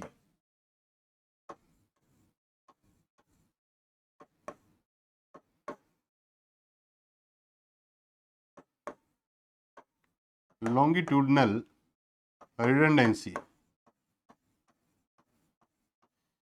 check, checksum, ये सारे के सारे क्या है भाई, एरर को डिटेक्ट करने की ही टेक्निक है। क्या है? एरर को डिटेक्ट करने की ही टेक्निक है। चलिए होगी बात। चलिए दोस्तों बात करते हैं नेक्स्ट क्वेश्चन की तरफ। The linear block code. देखो लीनियर ब्लॉक कोड क्या होता है दोस्तों। पहली चीज क्या होती है, ब्लॉक कोड क्या होता है ये सब समझ। It is known that the code can detect two error and can correct एक एरर। देखो अभी मैं आपको बता रहा हूं, एक बिट की एरर को करेक्ट करना है और 2 बिट की एरर को डिटेक्ट करना है। यहां पर देखो ये क्वेश्चंस मैं कह रहा हूं 3 से 4 बार आप इस टॉपिक को कर लोगे ना, तो आपको पेन कॉपी उठाने की मतलब पेन उठाने की भी जरूरत नहीं होगी, डायरेक्ट आप इस क्वेश्चंस को कर सकते हैं। यहां पर देखो पहला ही क्वेश्चन नहीं था क्या आज की स्लाइड का, ये देखो ये आ गया आपके पास। देखो यहां पर मिनिमम डिस्टेंस कितनी थी, 3 थी। अगर डिस्टेंस 3 हो ना, डिस्टेंस कितनी हो, 3 हो, तो एक बिट की एरर को क्या किया जा सकता है, करेक्ट किया जा सकता है। डिस्टेंस कितनी हो, 3 हो, तो एक बिट की एरर करेक्ट हो जाएगी, 2 बिट की एरर क्या हो जाएगी, डिटेक्ट हो जाएगी। कुछ नहीं करना दोस्तों, बड़ा सिंपल क्वेश्चन है। देखो क्या कह रहा है, आगे अभी ये था ना, ये कह रहा है कि 2 बिट की एरर को तो डिटेक्ट करना है, एक बिट की एरर को क्या करना है, करेक्ट करना है। एक बिट की एरर को करेक्ट करने के लिए डिस्टेंस 3 चाहिए। अगर डिस्टेंस 3 है, डिस्टेंस कितनी है, 3 है, तो आप 2 बिट की एरर को क्या कर सकते हैं, डिटेक्ट कर सकते हैं। तो कुछ नहीं करना, आप डायरेक्ट आप इस क्वेश्चंस को भी कर सकते हैं। क्लियर है? ये मैंने आपको पीछे स्लाइड में अच्छे तरीके से समझा दिया था कि अगर एक बिट की एरर को क्या करना है, एक बिट की एरर को क्या करना है, करेक्ट करना है। सर कैसे? देखो 2d+1 है, कितने बिट की एरर को डिटेक्ट करना है, एक बिट की एरर, तो 2 इंटू 1 प्लस है 1, 2 एकम 2 प्लस 1, तो डिस्टेंस कितनी चाहिए, 3 चाहिए। ठीक है, अगर डिस्टेंस 3 है तो कितने बिट की एरर डिटेक्ट हो सकती है, 2 बिट की। देखो कैसे, अब ना उलझ मजा ना कहीं की। देखो मैंने कहा डिस्टेंस डी है, देखो एक एक बात लिखे, डिस्टेंस डी है तो d-1 बिट की एरर क्या हो जाएगी, डिटेक्ट। डिस्टेंस कितनी है, 3, तो 2 बिट की एरर क्या हो जाएगी, डिटेक्ट हो जाएगी। ठीक है, कहीं बाद में बोलो कि सर ये जो आपने बताया हमें तो बिल्कुल भी समझ में नहीं आया। हर चीज आसान है, लेकिन आपको सबसे पहले ये पता हो कि ये पूछ क्या रहा है और इसके लिए मुझे क्या करना है। इस पूरे क्वेश्चंस के अंदर आपसे कोई भी ऐसा काम नहीं करवाया इसने जिसमें आपको कुछ सोचना पड़े। देखो मैं आपको बता दूं कि अगर आपके पास डिस्टेंस 3 है तो 2 बिट की एरर तो क्या हो जाएगी, डिटेक्ट, और 1 बिट की एरर क्या हो जाएगी, करेक्ट। डिस्टेंस 5 है दोस्तों, डिस्टेंस कितनी है, 5 है, तो 4 बिट की एरर तो क्या हो जाएगी, करेक्ट हो जाएगी, डिटेक्ट हो जाएगी, और 2 बिट की एरर क्या हो जाएगी, करेक्ट हो जाएगी। 4 बिट की एरर तो क्या हो जाएगी, डिटेक्ट है, और 2 बिट की एरर क्या हो जाएगी, करेक्ट हो जाएगी। ऐसी डिस्टेंस अगर 7 है तो 6 जो बिट है वो तो डिटेक्ट हो जाएगी, और 3 बिट जो है हमारी क्या हो जाएगी दोस्तों, करेक्ट हो जाएगी। ठीक है, तो ऐसे ही क्वेश्चंस आपसे पूछे जा सकते हैं भी direct. Next question, which of the following code used to number of parity bit located at the certain position. देखिए दोस्तों मैं आपको बताऊं कि अगर आपसे कोई भी कोड के बारे में जो भी बिट्स है उनकी पोजीशन पूछे, तो पोजीशन आइडेंटिफाई करने के लिए हमारे पास सबसे ज्यादा यूज किया जाने वाला कोड कौन सा है, हेमिंग कोड है। कौन सा कोड है, हेमिंग कोड है। Position in the code word and use the relation between the redundancy bit and the data bits है।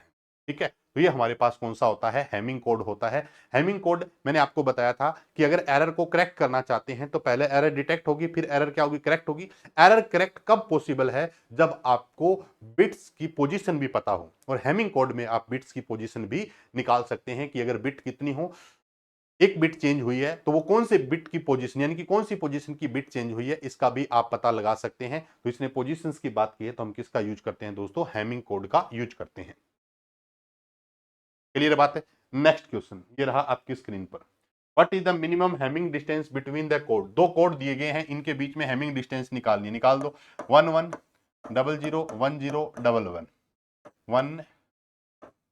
100, 4 बार 0 है ना, ये क्या 1110 11, 1 1 2 3 4 1 2 3, क्या कर दो इनके बीच में, ये होता है एक्जोर ऑपरेशन। कौन सा ऑपरेशन होता है, एक्जोर ऑपरेशन। एक्जोर ऑपरेशन में मैंने आपको बता दिया क्या है, जीरो हो जाएगा। सेम के लिए जीरो होता है, डिफरेंट के लिए वन होता है, डिफरेंट के लिए वन होता है, सेम के लिए जीरो होता है, सेम के लिए जीरो होता है, डिफरेंट के लिए वन होता है। एक दो तीन, नंबर ऑफ वंस काउंट करो, तीन है। तो मिनिमम हैमिंग डिस्टेंस कितनी है यहाँ पर, तीन है। मैंने आपको फिर भी बताया था कि अगर आपके सामने ये क्वेश्चंस न हो कि मिनिमम पूछी है, तो भी आप बाय डिफॉल्ट मिनिमम मानकर ही करके आएंगे दोस्तों, क्योंकि जो भी क्वेश्चंस होगा वो मिनिमम हैमिंग डिस्टेंस के लिए होगा। हाँ, आपको कुछ देकर इस तरीके के कोड में देकर ये पूछ सकता है कि मैक्सिमम हैमिंग डिस्टेंस कितनी है, मैक्सिमम हैमिंग डिस्टेंस कितनी है, वो भी पूछ सकता है। लेकिन यहां पर मिनिमम पूछिए, मैक्सिमम वाले के केस कहां बन सकते हैं, देखो ये वाले जो अपनों ने अप्लाई किए थे ना, बट कहीं भी ये सवाल नहीं पूछा गया कि मैक्सिमम हैमिंग डिस्टेंस कितनी। ये निकाला था, इसके अंदर चार चार जैसे आ रही थी, इसके बाद हमने ये भी निकाला था, तो मैक्सिमम डिस्टेंस कितनी है, तो ये भी पूछा मतलब नहीं पूछा जाता, बट फिर भी आपको पता होना चाहिए। लेकिन जहां अगर आपके सामने मिनिमम और मैक्सिमम नहीं है, तो बाय डिफॉल्ट किसको मान के करेंगे दोस्तों, मिनिमम डिस्टेंस को मानकर करेंगे। बताओ भी, जितने भी स्टूडेंट लाइव बैठे हैं, ठीक है, एप्लीकेशन वालों बढ़िया तरीके से प्रैक्टिस करके आया करो। शेड्यूल आपके एप्लीकेशन में लगे हुए हैं। कल फिर अपना जो टॉपिक रहेगा वो क्या रहेगा, एरर कंट्रोल। कल अपने पेरिटी के बारे में, सीआरसी के बारे में सारे क्वेश्चंस लेके आऊंगा। आज इंट्रोडक्शन क्लास थी जिसमें कुछ मैंने आपको पॉइंट्स भी बताए, अपने कंप्लीट करेंगे। देखो मैं हेमिंग कोड आपको कंप्लीट बताऊंगा। हेमिंग कोड के अंदर एरर को डिटेक्ट कैसे किया जाता है, एरर का पता आइडेंटिफाई कैसे करेंगे, एरर को डिटेक्ट करना और एरर को करेक्ट करना, कौन सी पोजीशन की बिट चेंज हुई है, ये मैं आपको हेमिंग कोड में बताऊंगा। उसके बाद अगर बात करें 2D पैरिटी की बात करें, और अगर ऑड पैरिटी की बात करें, इवन पैरिटी की बात करें, तो सारे क्वेश्चंस एक एक पॉइंट पर अपने कंप्लीट करेंगे। ठीक है, इनमें इन क्वेश्चंस को करने से आपके पास एक कॉन्फिडेंस आएगा और एक आपको यह भी पता चलेगा कि रियल में क्वेश्चंस किस तरीके से पूछे जा सकते हैं। आज की क्लास में मुझे लगा कि जो मैंने आपको क्वेश्चंस बताए हैं, इनको अगर एक दो बार आप अच्छे तरीके से अपने पेन कॉपी में कर लेंगे तो आपके लिए आसान हो जाएंगे। बट मैं आपको एक और बताऊं, ये लास्ट क्वेश्चंस था भाई, ठीक है, तो जो अपना क्लास को ड्रॉप करना चाहे तो जा सकते हैं अभी स्टूडेंट। ठीक है, अब कुछ बातें ये थी कि अगर आप यूट्यूब पे इस क्लास को देख रहे हैं दोस्तों, तो ध्यान से सुनिएगा। सबसे पहली चीज क्या होती है, सबसे पहली चीज होती है ये अपने आप को सेटिस्फाई करना कि इस काम को करने के लिए मेथड क्या है। दूसरा ये होता है कि ये मेथड कहां से आया। पहली चीज कि इसको करने के लिए मेथड क्या है, दूसरी चीज है कि ये मेथड कहां से आया। जिस भी क्लास में पढ़ रहे होंगे आप, वहां आपको ये जरूर बताया गया है कि मिनिमम हैमिंग डिस्टेंस एरर को डिटेक्ट करने के लिए और एरर को करेक्ट करने के लिए कैसे होती है। जो भी फॉर्मूला मैंने आपको बताए हैं, ये सारे के सारे फॉर्मूले मैं आपको ड्राइव करके भी बता सकता हूं। मेन कहानी क्या है कि इनका कोई भी आपके उस एग्जामिनेशन हॉल से कोई बहुत बड़ा रोल है नहीं है कि इस फॉर्मूले में आप सेटिस्फाई करके बताएं। तो सर इंपॉर्टेंट क्या है, इंपॉर्टेंट सिर्फ और सिर्फ हैमिंग डिस्टेंस में मैंने आपको दो तीन चीजें बताई है कि डी बिट की एरर को डिटेक्ट करना है। तो हैमिंग डिस्टेंस, डी बिट की एरर को डिटेक्ट करने के लिए हैमिंग डिस्टेंस कितनी होनी चाहिए। उसके बाद मैंने बताया कि अगर आपके पास मिनिमम हैमिंग डिस्टेंस पूछे तो कितनी होनी चाहिए, और अगर आपसे कोई पूछे कि एरर को करेक्ट करने के लिए हैमिंग डिस्टेंस कितनी हो। ये तीन फॉर्मूला है। अब इनको याद भी नहीं करना है, सिंपल है। अगर करेक्ट करना है तो नंबर ऑफ बिट्स ज़्यादा चाहिएगी, डिटेक्ट करना है तो बिट की संख्या अपने, डिस्टेंस अपने को कम चाहिएगी। तो अब ये तीनों फॉर्मूले अगर याद करते हो तो आपके मन में दो चीज़ें आएगी कि हाँ बिल्कुल है, मेरा सवाल सही हो रहा है और ये चीज़ मुझे अच्छे तरीके से क्लियर होगी।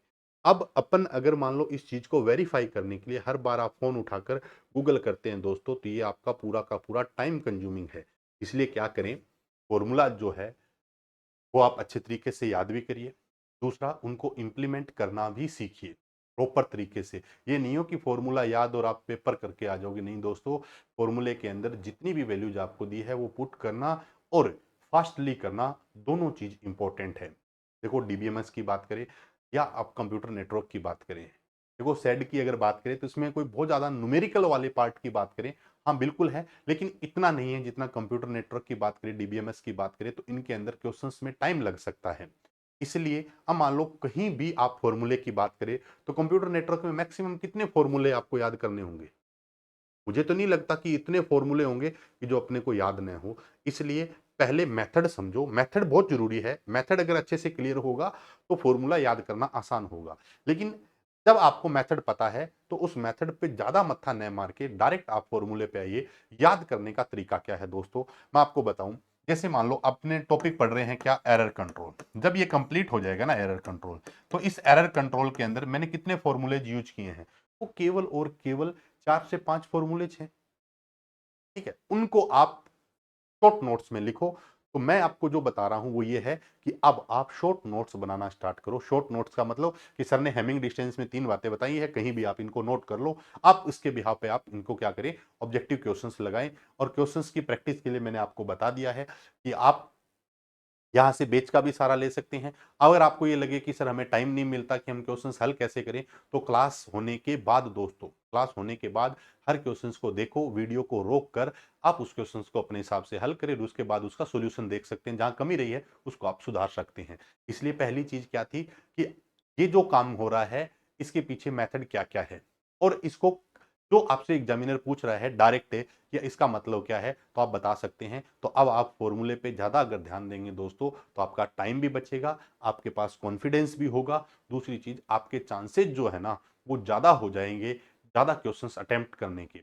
अदरवाइज अगर इस मेथड से जैसे मैं आपको करवा रहा हूं ना, आपको ये तो देखो भी एक बताना, सबको हर एक स्टूडेंट को पता भी नहीं होता, सबको बताना ये एक फर्ज है। ठीक है, लेकिन आप ऐसा नहीं करें बिल्कुल। अब आपके सामने ये चीज पता चल गई कि कितनी बिट की एरर है, कितने अपने को डिस्टेंस चाहिए, ये सारी बातें हैं पूरी। अगर आज की क्लास की बात करें तो जितने भी क्वेश्चंस मैंने आपको बताए हैं विद इन आप 2 से 3 मिनट में, 2 मिनट भी बहुत ज्यादा मैंने बताए हैं, 2 मिनट से भी कम टाइम में सारे क्वेश्चंस कर सकते हो दोस्तों। देखो करना आपको पड़ेगा दोस्तों। कोई भी कोचिंग सेंटर पे अगर आप मान लो किसी भी टीचर से पढ़ते हैं, तो टीचर्स अपना 100% एफर्ट्स लगा रहा है, आपके साथ है, प्रॉपर तरीके से आपको गाइड भी कर रहे हैं। लेकिन जब तक आप खुद नहीं चलेंगे दोस्तों, तब तक आप इस मुकाम को हासिल नहीं कर सकते। इसके लिए आपको क्या करना हो, कोई तो आपको एक शेड्यूल ऐसा बनाना पड़ेगा जिसमें केवल प्रैक्टिस प्रैक्टिस प्रैक्टिस हो।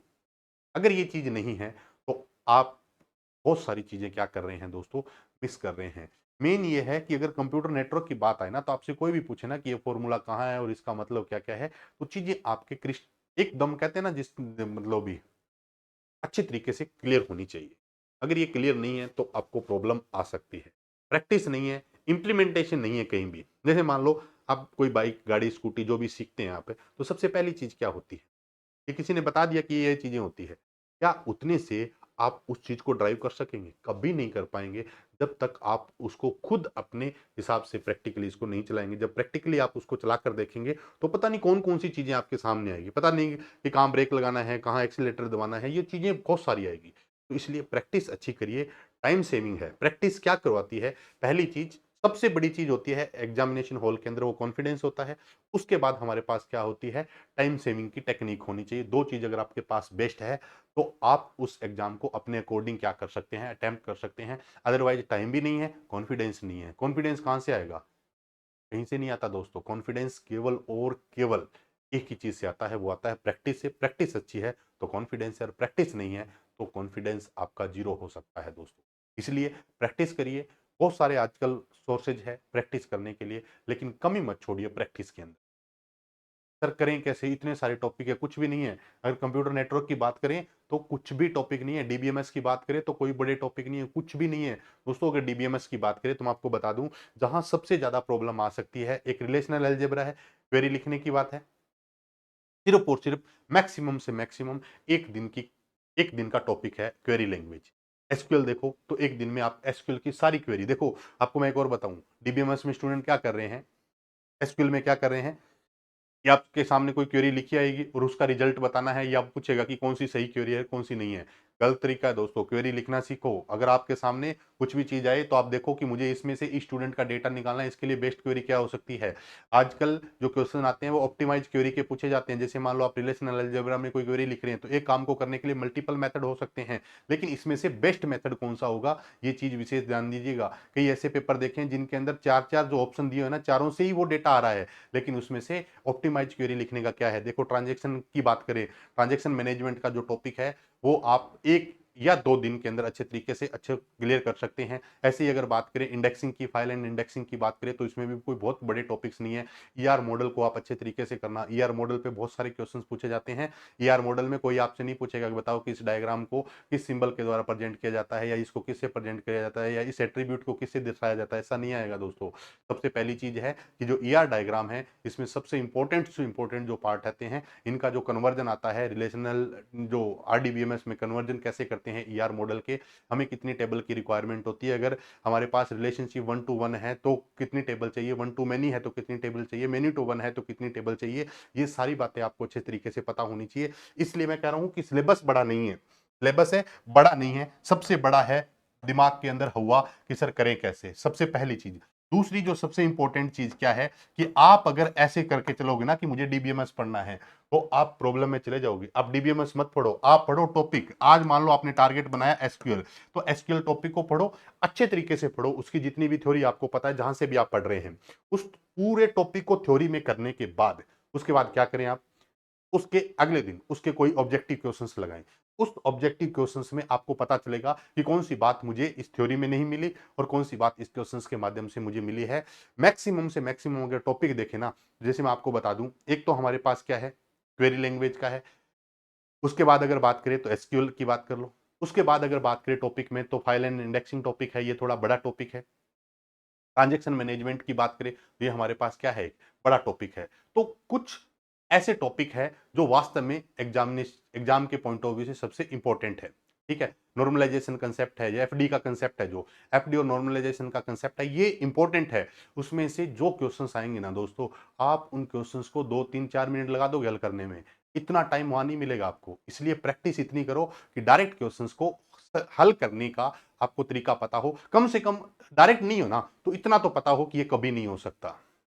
इसलिए आप इन टॉपिक को सब्जेक्ट के हिसाब से मत पढ़ो, टॉपिक के हिसाब से पढ़ो। जैसे एरर कंट्रोल है, एरर कंट्रोल में मैंने कितने मेथड बता दिए, सारे के सारे मेथड आप अच्छे तरीके से करो। सारे मेथड अगर आप अच्छे तरीके से कर लोगे तो सारे क्वेश्चंस आप क्लियर कर पाओगे। अब करता क्या है बच्चा, एरर कंट्रोल है, बुक पढ़ ली, उसके दिन अगले दिन फ्लो कंट्रोल नहीं, एरर कंट्रोल पढ़ो फिर फ्लो कंट्रोल पढ़ो, फिर आप एक्सेस कंट्रोल, जो भी आप टॉपिक पढ़ रहे हो ना उस तरीके से। आईपी एड्रेस पढ़ रहे हो तो आईपी एड्रेस को पढ़ो। आईपी एड्रेस को भी आप दो कैटेगरी में डिवाइड कर सकते हैं, IPv4 को अलग पढ़ लो, IPv6 को अलग पढ़ लो। जब आप हेडर की बात करें तो IPv4 का हेडर क्या है, IPv6 का हेडर क्या है। इसके अलावा ट्रांसपोर्ट लेयर की बात करें, TCP का हेडर पूछे, UDP का हेडर पूछे, ट्रांजेक्शन कंट्रोल जो डायग्राम है उसको भी आप अच्छे तरीके से पढ़िएगा। ये सारे के सारे टॉपिक्स आपके क्या होने चाहिए, क्लियर होने चाहिए, तब जाकर आप एग्जाम में क्या कर सकते हो, अच्छा परफॉर्म कर पाओगे। ठीक है, रिजल्ट देखो, पहली चीज ये है, सिलेक्शन होना और न होना इस बात से कभी भी डिपेंड नहीं करता कि मैं मतलब भी कहां से पढ़ रहा हूं किसे। अगर आपके एफर्ट सही है, ईमानदारी से आप काम कर रहे हो ना, तो सिलेक्शन से आपको कोई नहीं रोक सकता। और आजकल तो देखा जाए तो बहुत सारी चीजें हैं, जितनी भी आपके पास ऑप्शन है, मुझे लगता है कि हर जगह अगर आप अपने आप को वेरीफाई कर रहे हैं या अपनी नोटबुक को वेरीफाई करने हैं ना, तो इसको छोड़ना पड़ेगा दोस्तों। नोटबुक को वेरीफाई करने का मतलब मैंने आपको यहाँ मेथड बता दिया, अब आप अपनी नोटबुक में जाके देख रहे हो कि जहां से मैंने पढ़ाई की है वहां उन्होंने क्या बताया। इस चीज को छोड़ो दोस्तों, इसमें सबसे ज्यादा टाइम वेस्ट होता है। जितनी देर पढ़ो, जितनी देर मान लो आप अपना लर्निंग के टाइम है ना, अपने फोन से दूर रहो। उसके बाद प्रैक्टिस कर रहे हो, कुछ भी कर रहे हो, तो आप अपने फोन का सहारा ले सकते हैं दोस्तों। इससे ज्यादा मैं कुछ नहीं कह सकता। देखो, सिलेक्शन को चाहिए ना, उसको प्रैक्टिस प्रैक्टिस प्रैक्टिस प्रैक्टिस करनी ही पड़ेगी। प्रैक्टिस से दो चीजें आपके पास आएगी दोस्तों। पहला आएगा सबसे बड़ा कॉन्फिडेंस। कॉन्फिडेंस अगर आपके पास है तो दिमाग आपके हिसाब से काम करेगा। कॉन्फिडेंस दोस्तों आपके पास नहीं है तो फिर पढ़ोगे कुछ भी, लिखा कुछ भी होगा, लगाओगे कुछ भी, लगेगा कुछ भी, सोचोगे कुछ भी, होगा कुछ भी। रिजल्ट की उम्मीद कुछ भी होगी और आएगा कुछ भी। ये सारी चीजें कब, जब कॉन्फिडेंस नहीं हो। अदरवाइज अगर कॉन्फिडेंस हो तो हर एक क्वेश्चंस को सही पढ़ोगे, हर क्वेश्चंस को सही पढ़ोगे, सही तरीके से माइंड में सेट होगा कि क्या पूछ रहा है।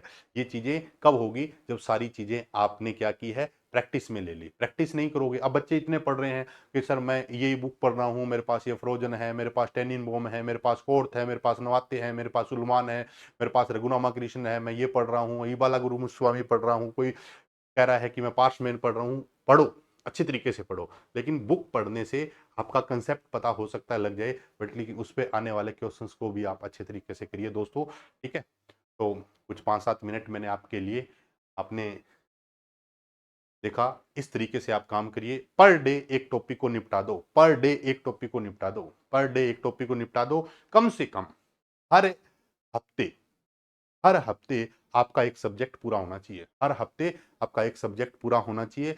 और अगर मान लो आप ये सारे हो कि सर मैंने प्रोग्रामर का सिलेबस 2 बार रिपीट कर लिया, मैंने 3 बार रिपीट कर लिया, तो गलतफहमी में मत रहना दोस्तों। सिलेबस रिपीट करने का मतलब नहीं है आपने क्वेश्चंस कितने किए प्रत्येक टॉपिक से संबंधित, ठीक है?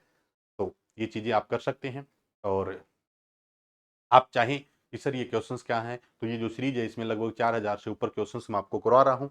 आपको लगे तो आप इसमें भी आ सकते हैं। इसमें मैं एक और चीज़ करने जा रहा हूँ, ये जो मैं क्वेश्चंस आपको वीडियो स्लाइड में जैसे बता रहा हूँ, इससे पहले ये टेस्ट हो जाया करेगा आपका एप्लीकेशन में, ताकि आप आराम से अपना क्या कर लोगे, एफर्ट्स डाल लोगे इसके अंदर, कौन-कौन से क्वेश्चंस में प्रॉब्लम आई, तो आपका टाइम भी बच जाएगा यहाँ पर, दोनों चीज़ें हो जाएगी। तो मैं इस एमसीक्यू बैच में क्या कर रहा हूँ, एक टेस्ट सीरीज है दोस्तों, नेक्स्ट मंथ से टेस्ट सीरीज में स्टार्ट कर दूंगा। तो जैसे आज शाम को जो एमसीक्यू बेच की क्लास होगी, उससे पहले वो हम क्या कर लेंगे दोस्तों, क्वेश्चंस का मैं आपको टेस्ट दूंगा, आप उसको आराम से हल करिए। हल करने के बाद क्या करेंगे, आप उसके बाद क्लास को अटेंड करिए। जिन जिन क्वेश्चन में प्रॉब्लम आई केवल उनके वीडियो देख सकते हैं आप स्किप करके, या आपको लगे कि सारे टॉपिक्स मुझे समझने हैं तो आप उनको भी देख सकते हैं, ठीक है?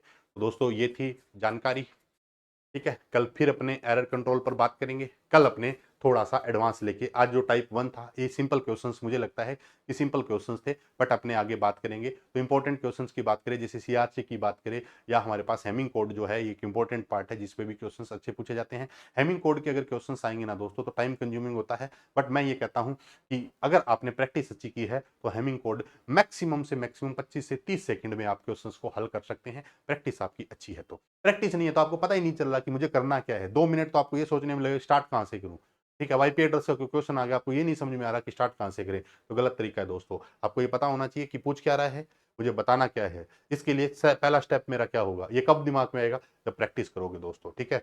अगर लगना है प्रोग्रामर तो आपको करना पड़ेगा, ठीक है? नहीं तो दोस्तों देखो, टाइम है, एग्जाम भी हो जाना है, रिजल्ट भी आ जाने हैं, ठीक है? क्लियर है बात? तो अगर आप यूट्यूब पे देख रहे हैं तो अपने दोस्तों के साथ जरूर शेयर करिएगा दोस्तों। चैनल पे नए हैं, चैनल को सब्सक्राइब करना न भूलिएगा। मिलते हैं एक और नई क्लास के साथ, तब तक के लिए नमस्कार, जय हिंद।